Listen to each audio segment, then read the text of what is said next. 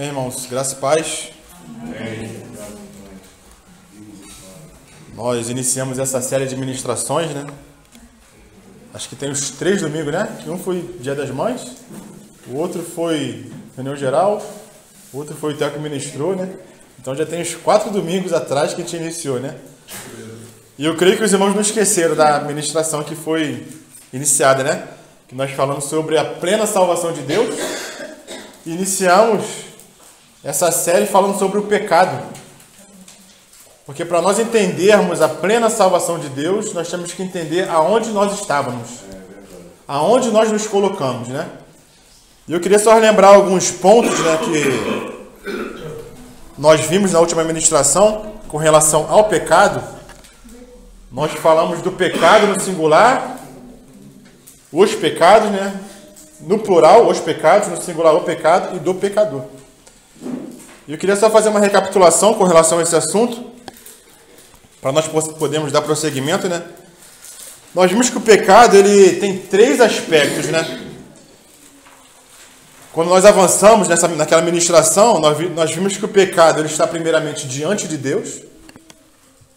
Depois o pecado se encontra também na nossa consciência. E o pecado também está na nossa carne, né? E nós demos como exemplo, para facilitar o entendimento dos irmãos, aquela questão da multa de trânsito, né? Muitas vezes nós somos multados, e quando o guarda nos multa, a gente estacionou no local errado, o guarda nos multa, aquela multa vai para o departamento de trânsito. Mas muitas vezes nós não sabemos que fomos multados, né? Deixamos o carro ali, vamos embora, felizes da vida, fazer as nossas obrigações, cumprir nossos deveres, sem saber que fomos multados, né? Então esse é o registro do pecado diante de Deus. Nosso pecado foi registrado, mas nós ainda não tomamos consciência dele. Agora, quando a multa chega na nossa casa, na correspondência, ou alguém traz a multa até nós, aí nós tomamos ciência, tomamos conhecimento daquela infração. Mas aquela infração já está no departamento de trânsito já há muito tempo. Só que nós não sabíamos. Então, esse é o pecado na consciência. Quando nós tomamos ciência ou conhecimento do pecado, a nossa consciência vai e nos acusa. Então, nós não podemos confundir essas 3 linhas, porque se nós não conhecermos isso, nós não vamos conhecer o ponto de vista de Deus e como que ele lida com o pecado. O Senhor lida com o pecado nessas 3 esferas. Diante dele mesmo, na nossa consciência e o pecado também na nossa carne, né? Somente quando nós entendemos a necessidade é que nós reconhecemos o nosso tratamento, né? Então, irmãos, quando nós tomamos conhecimento do pecado, é o quadro que está aqui atrás, né? O conhecimento do pecado vem na nossa mente, primeiramente. Quando nós conhecemos que nós pecamos, a nossa consciência, ela vem e nos acusa. Então, o conhecimento altera a consciência. Enquanto nós não sabemos do pecado, nossa consciência está tranquila. Nossa consciência está em paz. Nossa consciência não nos acusa. Tem uma passagem lá em Romanos que fala sobre isso, né? Romanos capítulo 7, versículo 7.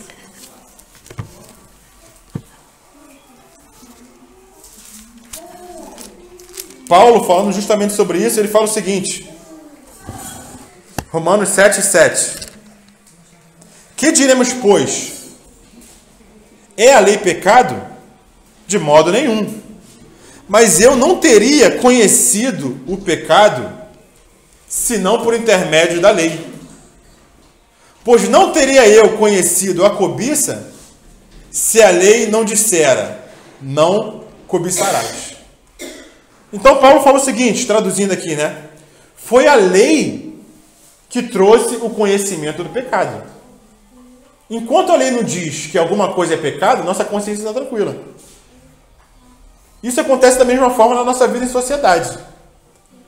Se alguma infração não está tipificada em lei, não pode ser considerado crime. Ninguém pode ser imputado de um crime que não existe uma lei que diga que aquilo ali é crime. Ninguém pode ser julgado por isso. Mas quando há conhecimento da lei, e a lei diz, não roubarás, e nós roubamos, a nossa consciência imediatamente nos acusa. Porque nós temos conhecimento pela lei que aquilo é um crime, que aquilo é pecado. Então, enquanto não há lei, enquanto não há conhecimento, como Paulo fala aqui, né? Mas eu não teria conhecido o pecado senão por intermédio da lei. Pois não teria eu conhecido a cobiça se a lei não dissera, não cobiçarás. Então, o conhecimento, irmãos, do pecado altera a nossa consciência. E a nossa consciência, ela vem e nos acusa.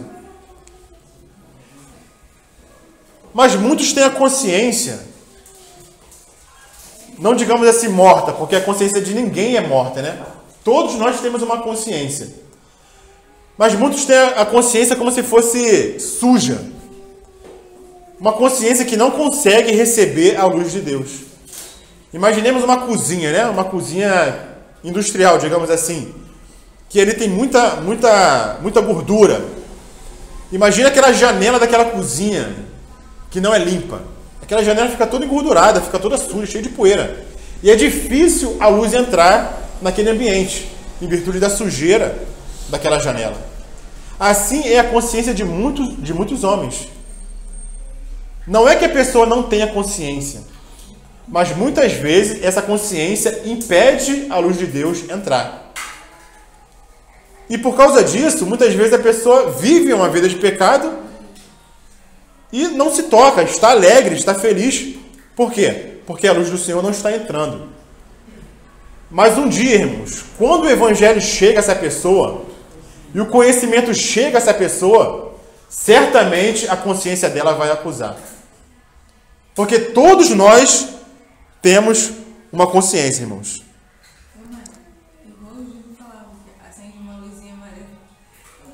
Acende uma luz amarela. Quando essa consciência está meio apagada, nem a luz amarela acende, né? A pessoa vai vivendo, vai fazendo, vai pecando e parece que está tudo normal, tudo tranquilo, tudo em paz. Mas não é que essa pessoa não tenha consciência. É porque essa consciência não recebe a luz de Deus. Então a nossa consciência ela pode estar adormecida, mas ela nunca vai estar morta. Irmãos, um dia a nossa consciência vai nos acusar. Um dia a consciência do homem vai acusar o homem, né? Então não pensemos que a nossa consciência morreu. Ela nunca morrerá, mas ela poderá estar adormecida, né? E um dia ela nos acusará, e um dia ela falará.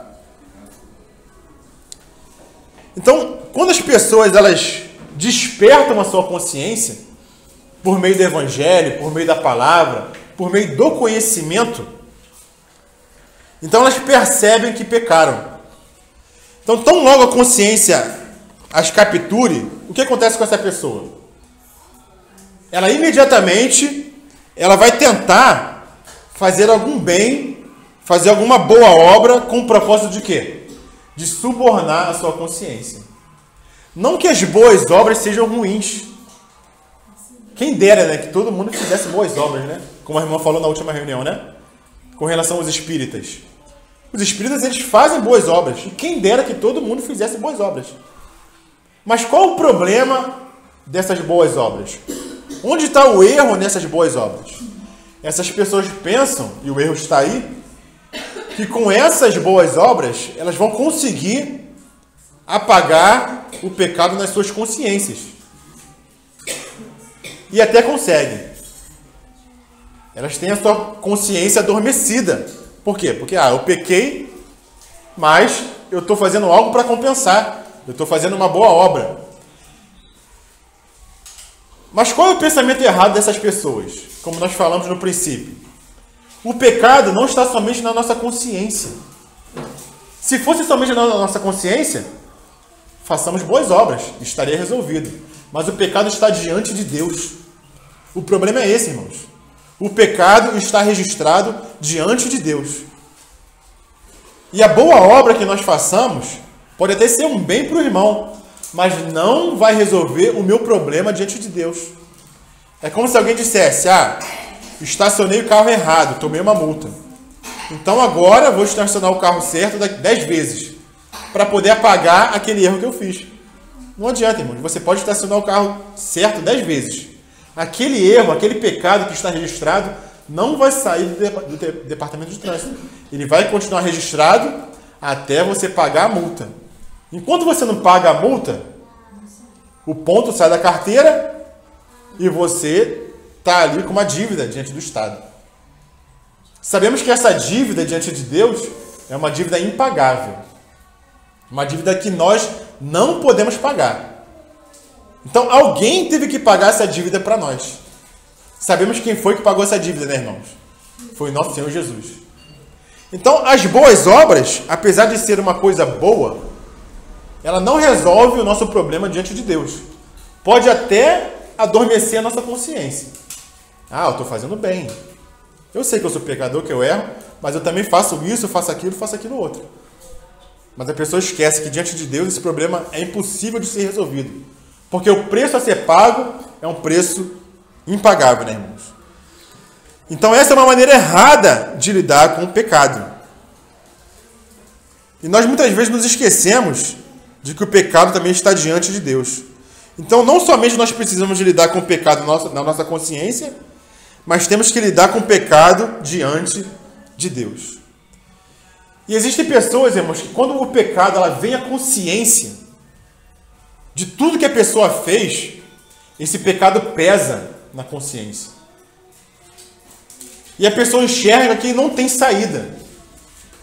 E muitos se suicidam em virtude da sua consciência. Elas não aguentam o peso do pecado. Foi isso justamente que aconteceu com Judas. Judas traiu o Senhor. E o peso da consciência dele acusando ele foi tanto, irmão. Mas foi tanto que ele foi e praticou o suicídio. Em virtude do peso do pecado na sua consciência. Ele achou que, de tanto a sua consciência lhe acusar, para ele não teria mais jeito. A sua consciência foi tão pesada naquilo que ele fez, que ele resolveu tirar a sua vida. E isso acontece com muitos, irmãos. Ao longo da história, hoje em dia, muitos em virtude do peso da consciência do pecado que praticam, e não veem saída, acabam tirando a própria vida, né? Mas existe um terceiro aspecto. Nós vimos que o pecado está diante de Deus, o pecado está na nossa consciência, mas o terceiro aspecto é que o pecado também está na nossa carne. Isso está lá em Romanos, capítulo 7, versículo 17. Quando fala assim, Romanos 7, 17. Nesse caso, quem faz isso já não sou eu, mas o pecado que habita em mim. Então esses são os três aspectos do pecado, irmãos. O pecado está diante de Deus, o pecado está na nossa consciência, nos acusando, e o pecado está na nossa carne. Que é aquela lei que habita em nós e que nos faz cometer os pecados. Fazendo uma recapitulação também do que foi falado na primeira ministração. Essa lei está em nós, irmãos. E nenhum de nós é capaz de escapar dessa lei. Todos nós estamos vendidos ao poder do pecado. O pecado é como se fosse um chefe na nossa carne. Um chefe que manda na nossa carne. Que comanda a nossa carne. E o próprio Paulo, que apesar de, antes de convertido, ser um fariseu, conhecedor da lei, um homem zeloso, ele na sua força, é isso que ele diz aqui em Romanos, desde o capítulo 1 até o capítulo 8, ele lutava contra essa lei. E mesmo depois de convertido, ele continuou lutando contra o pecado. Mas ele acaba chegando a uma conclusão de que nem Paulo, irmãos. Nós temos Paulo em autoestima como alguém que foi alguém diferenciado, chamado pelo Senhor, usado pelo Senhor, que era capacitado pelo Senhor, que fez tanto pelo Senhor, pela obra, pelo Evangelho, mas nem Paulo admite que ele conseguia vencer essa lei. Porque ele fala o seguinte: quem faz isso já não sou eu, mas o pecado que habita em mim. Versículo 19. Porque não faço o bem que prefiro, mas o mal que não quero, esse faço. Mas se eu faço o que não quero, já não sou eu quem faz, e sim o pecado que habita em mim. Então, ao querer fazer o bem, encontro a lei de que o mal reside em mim. Então, nem Paulo era capaz de vencer essa lei, irmãos. Somente um foi capaz de vencer a lei do pecado, que foi Cristo, que ele venceu essa lei na cruz, entregando a sua carne. Então, esse é o terceiro aspecto do pecado. E o pecado na carne, irmãos, é algo subjetivo. Enquanto o pecado diante de Deus e o pecado na consciência é algo objetivo, é algo que nos acusa, é um sentimento que nós temos, o pecado na carne é algo subjetivo. É algo que faz a nossa carne pecar, que nos induz a cometer pecados. Então o pecado está nos chefiando. O pecado está na carne do homem como um chefe. Então os registros do pecado diante de Deus e a condenação do pecado em minha consciência são questões do meu sentimento em relação ao pecado. Mas o pecado na carne é algo subjetivo. É algo que me impede. Eu quero fazer o bem, mas eu não consigo, a minha pessoa não consegue. Porque é uma lei que existe em nós. Então isso significa, irmãos, que o pecado está habitando na nossa carne e tem poder para nos forçar a pecar. Então essa é uma verdade bíblica. É uma verdade que habita em todo ser humano. Ninguém é capaz de escapar disso. E nós podemos pensar, tudo bem, o pecado habita em mim. Eu cometo pecados. Eu cometo atos pecaminosos. Mas qual é o maior dos pecados? Eu já fiz essa pergunta, né? Para mim mesmo. Qual que é o maior dos pecados? Muitos poderiam dar muitas sugestões, né? Muitos exemplos, né? Há pecados que são abomináveis, irmãos. Assassinato. Maltratar crianças, né? A gente sabe do que a gente está falando. Hoje em dia acontece muito. Existem muitos tipos de pecados que são, digamos assim, feios, né? Que são horrendos, que são abomináveis, né? Mas qual é o maior dos pecados, irmãos? Nós vemos na palavra, principalmente em João, o Senhor falando que quem crê tem a vida eterna, né? Lá em João 3:16,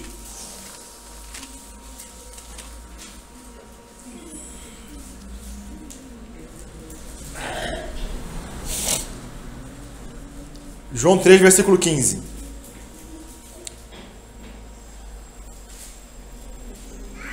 Diz assim: todo o que nele crê tem a vida eterna. Versículo 36, do mesmo capítulo 3. Por isso, quem crê no Filho tem a vida eterna. Capítulo 5, versículo 24. De João.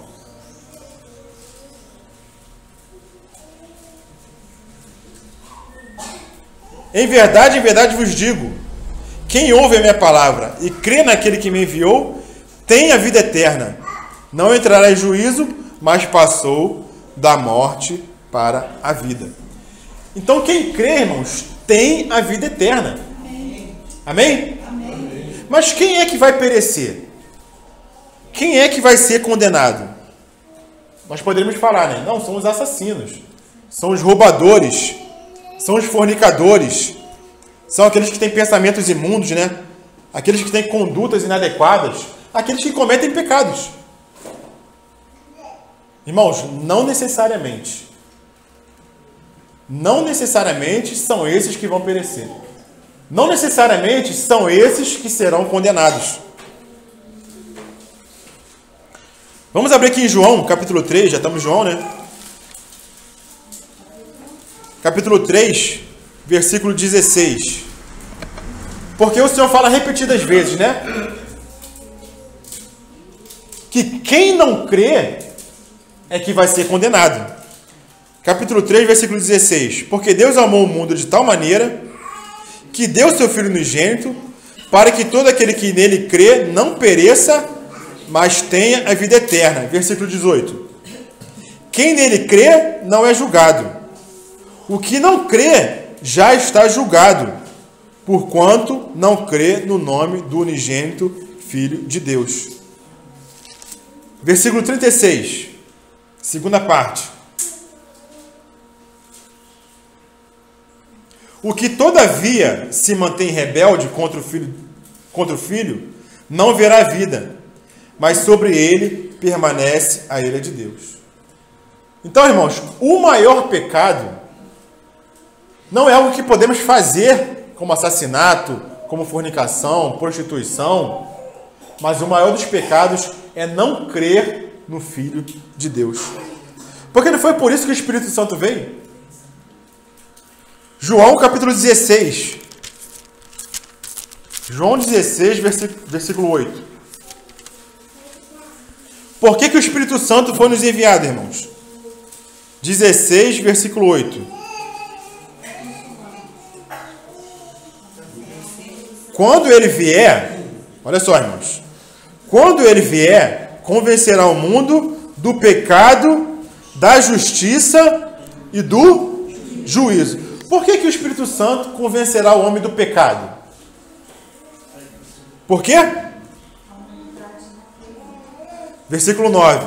O Espírito Santo convencerá o homem do pecado por quê? Não é porque cometeu assassinato, não é porque cometeu adultério, não é porque fornicou, não é porque mentiu, não é porque roubou, mas é porque não crê em mim. Então, o maior dos pecados, irmãos, é não crer no Senhor Jesus. Porque aquele que não crê é esse que vai perecer, é esse que vai ser condenado. Amém, irmãos? Amém. Então, nós entendemos a natureza do pecado, os três aspectos do pecado, e nós concluímos o quê? Que essa é uma verdade universal e que nós estamos lascados. Não é isso? Nós estamos no fundo do poço, irmãos. O ser humano está no fundo do poço. E o que deveria ser feito em virtude disso? Se nós reconhecemos que estamos no fundo do poço, caberia ao ser humano buscar a salvação. Mas o homem não busca a salvação, irmãos. Ele seria o maior interessado em buscar a sua salvação. Mas o homem não busca a sua salvação. Ele tenta fazer um remendo. Assim como Adão no Jardim do Éden. Quando viu que estava nu, o que ele fez? Pegou folhas. Fez um remendo. É como aquele pedreiro que a gente contrata, né? E faz uma lambuzeira na nossa casa, na obra. Você não fez direito. É como o pessoal que tampa um buraco de estrada. Tapa um buraco de qualquer jeito, daqui a pouco o buraco sai. Irmão, o homem, ele pode até tentar buscar a salvação. Mas o que fala o Antigo Testamento, em várias passagens, a salvação pertence ao Senhor. Amém. É ao Senhor que pertence a salvação. Vamos abrir lá em Salmos, capítulo 3. Aleluia. Salmo, capítulo 3, versículo 8.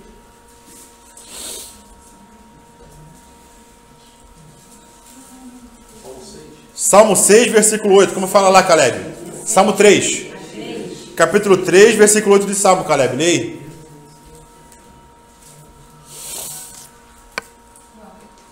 Três, 8.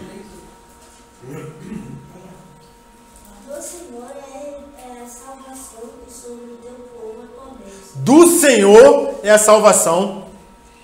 Então foi o Senhor que primeiramente, irmãos, buscou o homem para salvar o homem. Jonas, capítulo 2. Vamos lá em Jonas. É um livro pequenininho. A gente consegue achar rápido, né? Jonas, capítulo 2, versículo 9.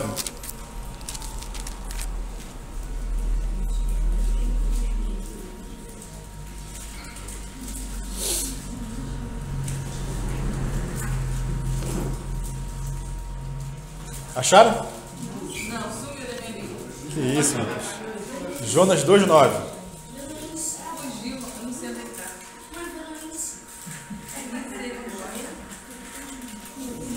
É treinamento, irmão. Treinar. Capítulo 2, versículo 9. Malvino acha rápido, Malvino.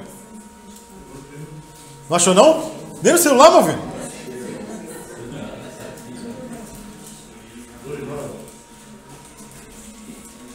Mas com a voz do agradecimento, eu te ofereço sacrifício. O que votei, pagarei. Ao Senhor pertence a salvação. Então, o que isso indica para nós, irmãos? A salvação, ela não tem origem em nós. A salvação pertence ao Senhor. Foi Deus que começou a pensar em salvar-nos. Foi Ele que começou. A origem da salvação está nele. Não está em nós. Por quê? Porque essa multa é impagável. Então, o Senhor, do Senhor é a salvação. A Ele pertence a salvação. A salvação pertence a Jeová. E por que a salvação pertence a Jeová, irmãos? Por quê? Por que Deus está interessado em salvar o homem? De um modo genérico, nós podemos falar que Deus está interessado em salvar o homem porque Deus é amor. Amém, irmãos? Amém. Deus é amor. E porque Deus é amor, Deus amou o homem. A salvação se cumpriu, irmãos, porque por um lado o homem pecou, mas por outro lado Deus amou. Amém. Por isso existe evangelho, irmãos. Por isso existe salvação. Por quê? Porque o homem pecou, mas Deus é amor. Amém. Deus é amor, irmãos. Essa é uma verdade. Assim como o pecado na nossa carne é verdade, assim como o pecado na nossa consciência é verdade, o pecado diante de Deus é verdade. Deus é amor, também é verdade. Amém. É uma verdade universal, irmãos. Deus é amor. E Ele amou o homem de tal maneira, irmãos. De tal maneira. Deus é amor, fala da substância de Deus, fala do ser de Deus, fala da essência de Deus, fala de quem Deus é. Deus é espírito, amém? Mas se Deus tivesse uma substância, essa substância seria amor. Só para nós entendermos um pouquinho mais. Pensemos numa pessoa. Essa pessoa não é paciente, mas essa pessoa é a própria paciência. Imagina essa pessoa, que é a própria paciência. Você nunca vai ver essa pessoa se irar. Você nunca vai ver essa pessoa levantar a voz. Você nunca vai ver essa pessoa perder o controle. Porque ela não só tem paciência, mas ela é a própria paciência. Então ela nunca vai falar uma palavra áspera. Ela nunca vai se levantar de modo inapropriado. Ela nunca vai perder o equilíbrio, porque ela é a paciência. Agora imagina Deus, gente. Deus é amor. Então a única coisa que Ele pode fazer é amar, porque Ele é amor. Não há outro jeito de Deus fazer, irmãos. Ele só pode amar, independente de quem nós somos, independente do que nós fazemos. Deus é amor. Então dele só pode fluir amor. Então por isso que Ele salva o homem. Por isso que Ele se interessa no homem, porque Ele é amor. Se o homem não tivesse pecado, não haveria lugar nem maneira de o amor de Deus ser manifestado. Nós só podemos compreender e entender a manifestação do amor de Deus porque nós pecamos. E essa é uma verdade, irmãos, profunda na palavra. Nós só podemos compreender o amor de Deus porque nós pecamos. Se o homem não tivesse pecado, não haveria lugar do amor de Deus se manifestar. E se o homem tivesse pecado, mas Deus não tivesse amado, tampouco teria sido concretizado o amor de Deus. O que adianta? O homem pecou, mas Deus não amou. Então estaremos perdidos eternamente. Ou o homem não pecou, Então não teria lugar do amor de Deus se manifestar, o amor de Deus ser expresso.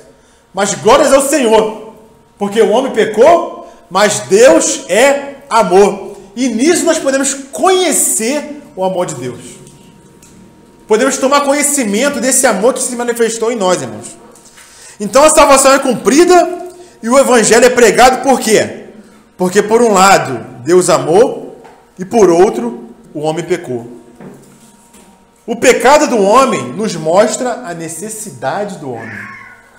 E o amor de Deus nos mostra a provisão de Deus.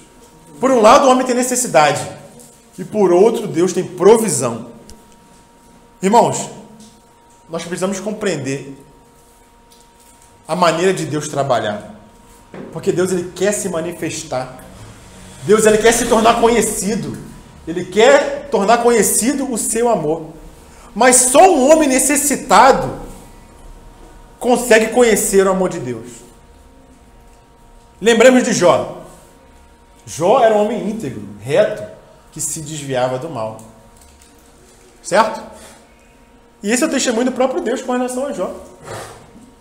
Mas um dia foram os filhos de Deus, na presença de Deus, e juntamente foi com eles Satanás. E foi o próprio Senhor. Tem visto, meu servo Jó? Foi o próprio Senhor que abriu os olhos de Satanás, irmãos. Tem visto, meu servo Jó? Jó estava lá quietinho, na dele, tranquilo, buscando viver uma vida correta, temente a Deus, se desviava do mal. E Deus abriu os olhos de Satanás. Tem visto, meu servo Jó? Se desvia do mal, é justo. O que Satanás falou? Também ele tem tudo. Tem saúde, tem riqueza, tem família, tudo tranquilo. Tira dele para ver se ele não vai blasfemar. Então o que acontece com Jó? Dá uma reviravolta na vida dele. Por que houve uma reviravolta na vida de Jó? Por que o homem pecou? No final do livro de Jó, qual é a declaração que Jó faz? Fala aí, Nery. Antes eu te conhecia, né? Mais ou menos assim. Que ouvi falar, mas agora. Agora meus olhos te veem. Por quê? Porque ele estava numa situação de necessidade. Quando o homem está numa situação de necessidade, é aí que ele consegue contemplar o Senhor, contemplar o amor do Senhor. Amém. Quando o homem está tranquilo, não precisa de nada, está tudo em paz, dificilmente ele vai contemplar o Senhor. Se justificando, né? Também. Ele andava se justificando. Sim, né? Diante dos homens e diante de Deus. Chamou até Deus para descer. Vem aqui até mim, para a gente esconder um papo aqui. Eu estou aqui me lascando. Estou aqui necessitado e o Senhor não fala nada. Aí o Senhor começa a falar. Ele começa a baixar sua cabeça e reconhecer que não conhecia o Senhor. Era só de ouvir falar. Mas agora os olhos dele vinham. Então, por um lado, o homem tem necessidade. Quando o homem tem necessidade, aí o amor do Senhor pode se manifestar para salvar o homem. Amém, irmãos? Amém. Que nós possamos reconhecer a nossa necessidade. Por isso que o reino de Deus tira todo o nosso recurso. Para ele ver que não é por mão humana, entendeu? Não é. Para aumentar a nossa fé, que é por ele mesmo. Aí tira o recurso todo, o recurso acaba. Não tem onde se agarrar. Igual o mar, né? Que não tem cabelo, né? Tu tá lá, não tem, só tem o Senhor, tu vai pro Senhor. Isso é o amor do Senhor se manifestando. Muitas vezes a gente vê o contrário, né? Eu estou começando a passar por problema, por dificuldade, e as coisas estão só piorando. Irmãos, se você é filho de Deus, o amor de Deus está se manifestando na sua vida. Quando fala lá em Hebreus, né? A todo que o Senhor recebe por filho, ele disciplina. Ele açoita. Amém? Amém. Então, Deus tem o amor e o homem tem o pecado. Por haver esses dois fatos, existe salvação e existe evangelho. Então nós devemos considerar agora 3 aspectos do amor de Deus. O primeiro aspecto é que Deus é amor. O segundo aspecto é que Deus ama o homem. E o terceiro aspecto do amor de Deus é a expressão do amor de Deus manifestado na morte do seu filho. Então vamos ver o primeiro ponto, irmãos. 1 João, capítulo 4. É o segundo, é o que você falou? O primeiro aspecto é Deus é amor. O segundo aspecto do amor é que Deus amou o homem. E o terceiro aspecto é a expressão do amor de Deus manifesto na morte de Cristo. 1 João, capítulo 4, versículo 16. 1 João 4, 16.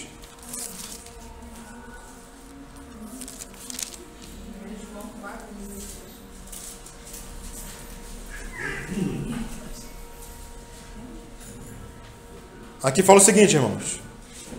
E nós conhecemos e cremos no amor de Deus, no amor que Deus tem por nós. Deus é amor. E aquele que permanece no amor permanece em Deus. E Deus nele. Então é a passagem na Bíblia que fala que Deus é amor. E aqui não fala que Deus ama, ou que Deus vai amar, ou que Deus é amoroso. Aqui fala que Deus é amor. E o que significa isso? Significa que o próprio Deus, a sua natureza e o seu ser é amor. E essa, irmãos, é a maior revelação da Bíblia. É a revelação de que o homem mais necessita. De que Deus é amor. A palavra não aplica somente um adjetivo a Deus. Ah, Deus é amoroso. Amém, isso é uma verdade. Ou a palavra não aplica somente um verbo ao Senhor. Ah, Deus ama. Ou Deus vai amar. Mas ele aplica o próprio substantivo à pessoa de Deus. Deus é o próprio amor, irmãos. Então, se você é um pecador, você pode estar querendo saber, as pessoas querem saber, o que eu posso fazer para Deus me amar? E eu já tive esse sentimento num outro aspecto, eu creio que os irmãos também já tiveram. O que eu posso fazer para Deus me amar? Assim, quando eu era recém-convertido, né? Eu precisava me batizar. Sabia disso, né? Quem é aquele que se converte, ele vai e se batiza. Aquele que crê no Senhor, ele vai e se batiza. Mas o que eu pensava? Caramba, eu não posso me batizar agora, porque eu ainda peco. Eu ainda erro. Vamos esperar mais um pouquinho. Quando eu parar de cometer esse pecado, quando eu melhorar um pouquinho, pode ser que Deus aceite, me ame mais um pouco, então eu vou me batize. E eu posterguei por um tempo meu batismo. Posterguei. Por quê? Porque eu não me achava digno. Mas o que nós podemos fazer para Deus nos amar, irmãos? Alguém tem a resposta? Nada. E nada com letras garrafais, irmãos. Nada que nós façamos, nada que nós obramos, vai fazer com que Deus nos ame. Por quê? Porque Ele é amor. Ele já nos ama, irmãos. Amém. Apesar do nosso pecado. Pode falar. Eu lembrei daquele versículo, né? Que as nossas maiores obras são como trapos de imundícia. Então a gente não pode fazer nada. A nossa justiça é trapo de imundícia. Nada que nós façamos vai fazer Deus nos amar. Ele já nos ama, irmãos. Que nós temos paz no nosso coração. Deus nos ama, independente do que nós façamos. Independente, o Senhor te ama. Por isso que nós estamos aqui hoje, irmãos. Por isso que o ser humano está aí hoje.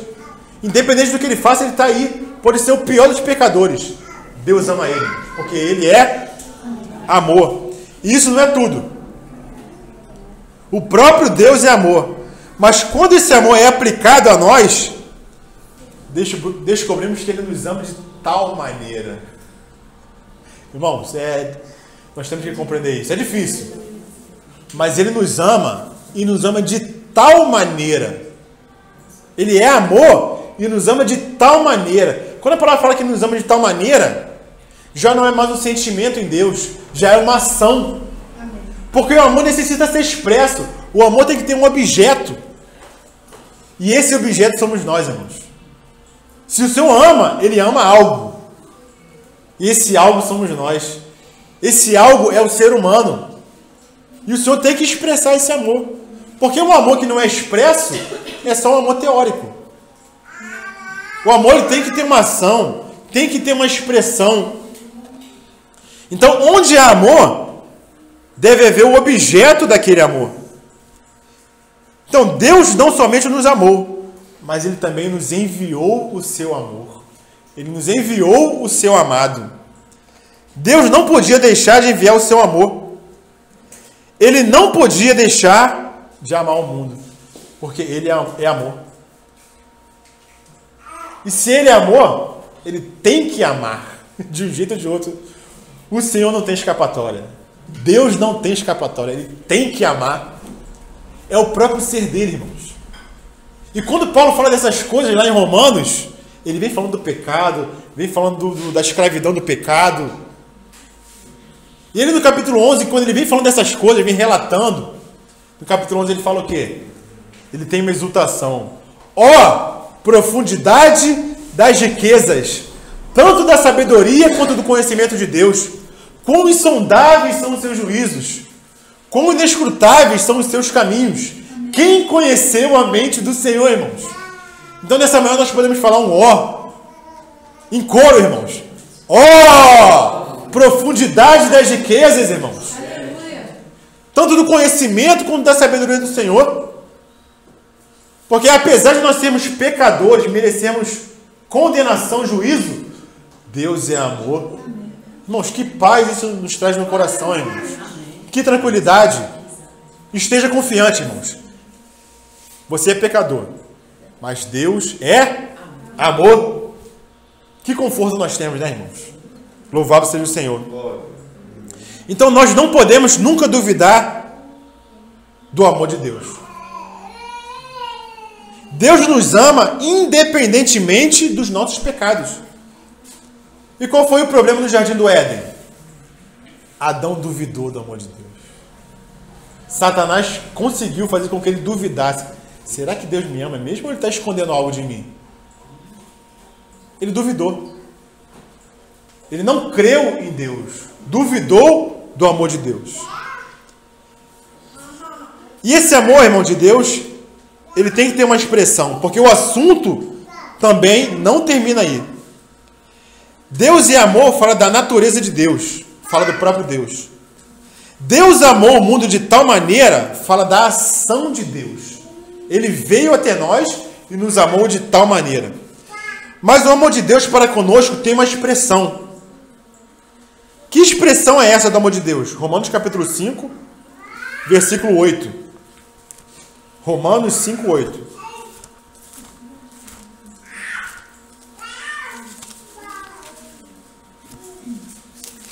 Como é que fala lá?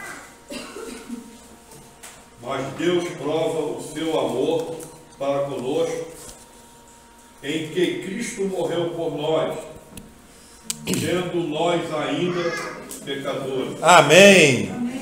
Deus prova o seu amor para conosco pelo fato de ter Cristo morrido por nós, sendo nós ainda pecadores. Então Deus nos ama independentemente do nosso pecado. E esse amor tem que ter uma expressão. Se eu amo uma pessoa e simplesmente lhe digo que a amo, esse amor não está completo ainda. Não adianta eu dizer para minha esposa, querida amada Aline, Aline, eu te amo. Aline, eu te amo. Mas esse amor tem que ter uma expressão, tem que ter uma ação. E a ação só se mostra, a ação do amor só se mostra a alguém que está necessitado. Porque como fala em Efésios, falando para os maridos, né? Ame as vossas esposas, assim como Cristo amou a igreja. E como que ele amou a igreja? E a si mesmo se entregou por ela, fazendo o quê? Santificando-a por meio da lavagem de água pela palavra. Então, Cristo mostrou o seu amor, expressou o seu amor, se entregando para quê? Para suprir uma necessidade. Então o amor é expresso quando há uma necessidade. Qual é a necessidade do ser humano? O ser humano está perdido em delitos e pecados. Quando éramos pecadores, Cristo morreu por nós. Por quê? Porque nós tínhamos uma necessidade. Então eu devo amar a minha esposa como Cristo amou a igreja. Me entregando por ela para quê? Para suprir as suas necessidades. Só um parênteses pequeno. Suprir as necessidades. Não é suprir os caprichos, que é diferente. Muitas vezes a gente pode confundir, né? Ah, você não faz o que eu quero, mas às vezes é capricho, não é necessidade. Então o meu amor tem que ser expresso para ela, suprindo suas necessidades. É uma ação. Então, a menos que o amor seja expresso, ele não é completo. Então Deus nos amou e Ele não estará satisfeito até que tenha feito tudo para nos salvar. E o amor de Deus é manifesto na morte de Cristo, como nós lemos aqui em Romanos capítulo 5, versículo 8. Então foi Cristo, irmãos, que veio morrer de modo a solucionar o problema do pecado do homem. Porque lá em Mateus, Pedro faz uma pergunta. Quando o Senhor fala do jovem rico, aquele jovem rico sai triste, porque tinha muitos bens, o Senhor falou para ele vender tudo, dar aos pobres, e Pedro vem e faz uma pergunta. Senhor, então quem é que pode salvar-se? Irmãos, para o homem isso é impossível, mas o que não é possível para o homem, é possível para Deus. Por isso que a salvação pertence a Jeová, a salvação pertence ao Senhor, e não pertence a nós. Então o amor do Senhor já não está meramente no sentimento, mas ele tornou-se um ato totalmente manifesto na pessoa do seu Filho. Então qual é a situação hoje? A situação hoje é que o homem pecou, mas Deus é amor. Irmãos, em virtude desse fato, muita coisa está acontecendo. Porque o homem pecou e Deus é amor, muita coisa acontece, irmãos. E nós vamos ver, e eu já vou dar um spoiler aqui, porque eu já estou terminando. Vou dar um spoiler da próxima ministração. Porque quando você reúne essas duas coisas, o Evangelho vem à existência. O Evangelho só existe porque há pecado e porque há amor. Por isso é o Evangelho. Contudo, irmãos, a história não acaba aí. A história continua. Porque o amor de Deus, ele não para aí. E uma vez que o amor de Deus é manifesto, o que surge daí? Isso aí já é assunto para a próxima semana. Quando o amor de Deus é expresso, surge a questão da graça. E nós vamos ver o que é a graça de Deus. O amor de Deus é precioso. Mas se esse amor não fosse expressado, seria só uma teoria. Então, quando o amor é expresso, o que ele se torna? Ele se torna graça. E graça é o amor expresso. O amor é algo em Deus. Mas quando esse amor vem até nós, torna-se graça. Então é por essa graça, irmãos, que nós somos salvos. E nós vamos ver na próxima semana a diferença de graça e de misericórdia. Tudo provém do amor. Se não fosse o amor de Deus, não haveria graça e não haveria misericórdia. Nós vamos entender qual é essa diferença. Por que nós precisamos tanto da misericórdia quanto da graça de Deus? E tudo isso provém de Deus mesmo e do seu amor. Então que os irmãos possam ficar com essa palavra, irmãos, e serem confortados com essa palavra. Não há nada que nós possamos fazer para que Deus nos ame um pouco mais. Porque Ele é amor. E a única coisa que Ele pode fazer é o quê? Amar. Amém, irmãos? Amém. Louvado seja o Senhor. Senhor, somos gratos pela Tua palavra e porque o Senhor se fez conhecido a nós, Senhor Deus. Muito obrigado porque o Teu mistério é grandioso, Senhor Deus. E nós queremos compreender o mistério do Seu amor, o mistério da nossa salvação. Nós queremos compreender o mistério, Senhor Deus, da redenção em Cristo Jesus, Senhor Deus. Para que nós possamos viver vidas maduras, Senhor Deus, alicerçadas na Tua palavra, Senhor Deus. Por isso, continua falando conosco, Senhor Deus. Amém. Queremos, Senhor Deus, tomar posse desse amor, Senhor Deus. Amém. Dessa salvação, Senhor Deus, que foi expresso na pessoa do Teu Filho. Nós queremos compreender, Senhor Deus, isso que está na nossa frente no dia de hoje, Senhor Deus. Amém. Esse pão e esse vinho que falam do Teu amor expresso, Senhor Deus. Que fala dessa graça que veio até nós. Porque o Senhor nos amou de tal maneira. E é tal maneira porque é algo que não dá para se expressar com palavras, Senhor Deus. Então é de tal maneira, Senhor Deus. E nós queremos descansar nesse amor nessa manhã, Pai. Por isso, Senhor Deus, continua conosco e falando conosco nessa manhã, Pai. No nome de Jesus, Senhor. Amém. Amém, Jesus.